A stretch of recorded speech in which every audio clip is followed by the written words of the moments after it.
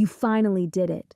After years of grinding, sacrificing, and telling yourself no when everyone else was saying yes, you hit $100,000 in savings.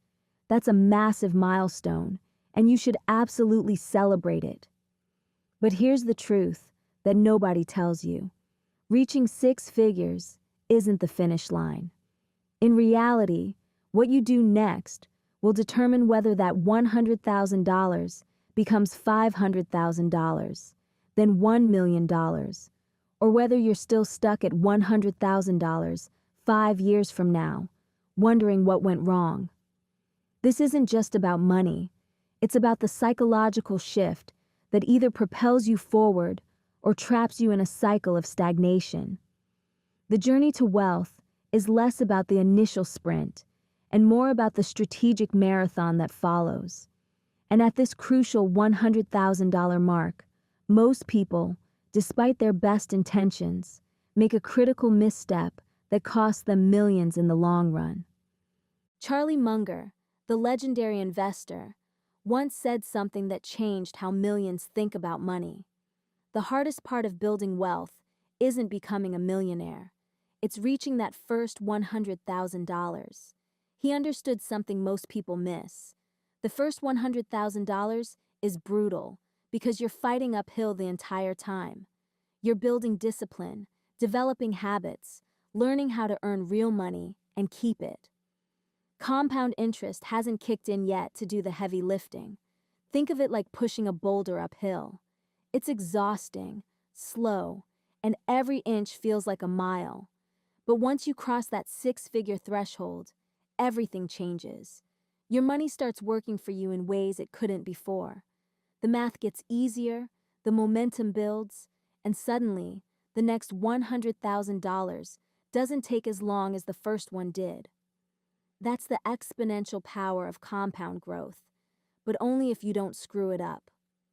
Harry, our everyday hero, knew this feeling intimately. He'd clawed his way to that first $100,000, feeling the immense weight of every dollar saved. He stood at the precipice of financial transformation, keenly aware that his next moves were critical. He understood that this wasn't just a number in his bank account. It was a testament to his resilience, a foundation upon which a towering financial future could be built, or tragically, crumbled. If you ignore the critical decisions at this stage, you risk falling into the most common trap that derails aspiring millionaires, the $100,000 plateau.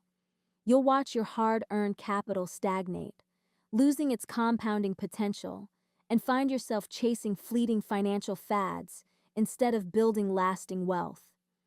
This isn't just about missing out on future gains. It's about undermining the very discipline that got you here.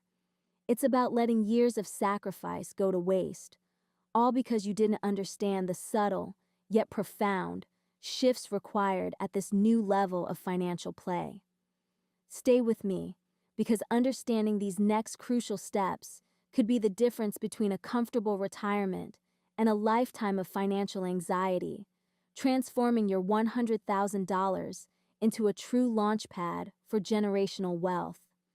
This is the moment where you either accelerate towards financial freedom or get stuck in the quicksand of common mistakes. Harry had just hit his $100,000 milestone. The initial euphoria was quickly replaced by a subtle, insidious whisper. You deserve this. He'd been driving the same reliable, but decidedly unflashy, sedan for 8 years. A Honda Civic with over 150,000 miles, a few dents, and a radio that occasionally cut out. His apartment, while perfectly functional, was a modest one-bedroom in a decent, but not trendy, part of town. Now, with a six-figure sum in his investment account, his brain started conjuring vivid images of a brand-new Tesla, a spacious two-bedroom apartment with a city view, perhaps even a designer watch he'd admired online. This was lifestyle inflation, the silent killer of nascent wealth, rearing its head with a seductive smile. Financial planner Noah Damsky warns against this perfectly. In your 20s, you keep your old car because you can't afford better. In your 30s, you might have the money for a new car, but the hardest part is not buying it. Harry remembered this advice, a cold splash of reality. He understood that every dollar spent today was a dollar that couldn't compound into $10, $20, or $50 tomorrow. He asked himself, is this bringing me closer to my goals, or is it just ego spending? He knew wealth wasn't about having money. It was about having options. It was about funding the life he actually wanted, not just the life that looked impressive on social media. He resisted the urge, a quiet victory against the pervasive consumer culture that constantly screams for immediate gratification. He chose delayed gratification, knowing the long-term payoff was infinitely more valuable than any fleeting material possession. His next move was crucial, assessing his financial foundation with the precision of a surgeon.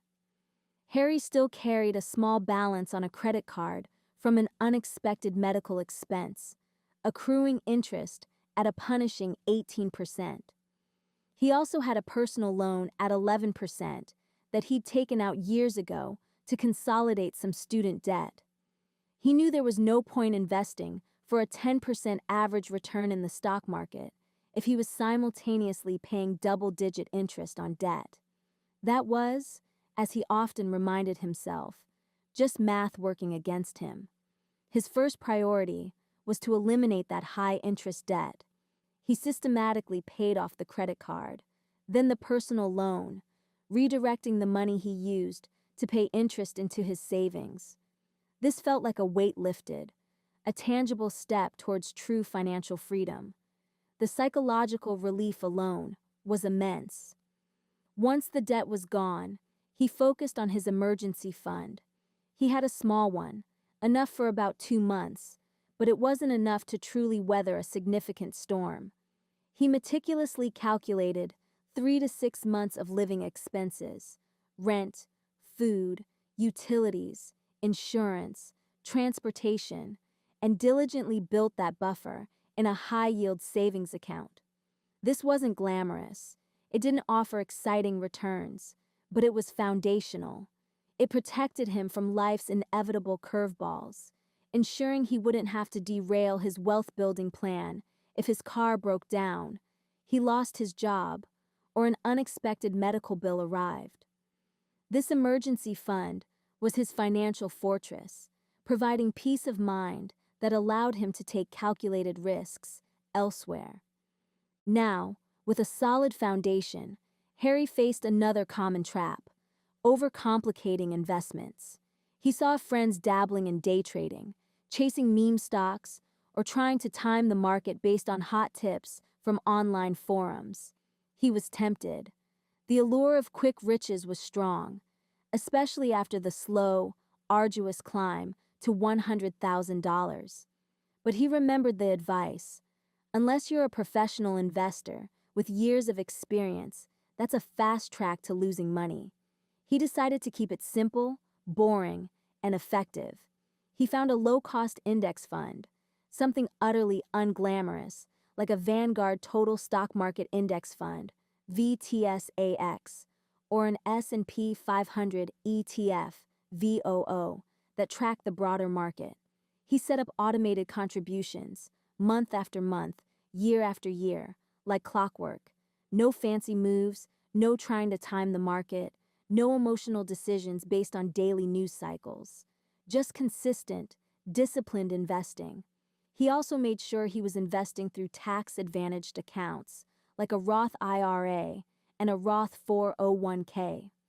Every dollar he saved on taxes was another dollar that compounded for him, tax-free. His employer offered a 401k match, which he maxed out first. That was free money, a 100% return on his investment the moment he contributed. He wasn't going to find a better deal anywhere else. This systematic, almost boring approach became his superpower, allowing him to capture market returns without the stress and risk of trying to beat it. As Harry's net worth grew, his mindset evolved from scarcity to abundance, from short-term survival to long-term vision. He stopped thinking in months and started thinking in decades. When he was broke, his financial planning was immediate. How to pay rent this month, how to cover groceries this week. But now, he asked himself, what am I building toward over the next 10, 20, 30 years? Which goals are short-term versus long-term? How can I structure my money so it aligns with my values and creates the life I actually want? He realized wealth wasn't the goal. It was the tool to achieve his dreams. Maybe it was buying a home without a crippling mortgage, retiring early to pursue his passions, starting a business that solved a real problem, or traveling the world without financial constraints. He got crystal clear on his goals, wrote them down, and built a detailed plan around them. This clarity made it infinitely easier to stay disciplined and avoid distractions. And speaking of distractions, as his income grew, the temptations got stronger. Friends upgraded their lives. Targeted ads for luxury products appeared on every screen, and he felt an increasing pressure to keep up with the Joneses. But he remembered the habits that got him to $100,000. Automated contributions, living below his means, avoiding unnecessary debt, and staying focused on long-term goals. The playbook didn't change just because the numbers got bigger. It simply required a deeper commitment to the same foundational principles. Reaching $100,000 proved something profoundly important for Harry. It proved he could do this. He had the discipline, the skills, and the mindset to build real wealth. The next $100,000 came faster, and the one after that even faster. That's compound interest doing its magic, but only because Harry stayed the course, resisting the siren calls of instant gratification and financial complexity. He celebrated his milestone, but he didn't get comfortable. He didn't let lifestyle inflation rob him of his future.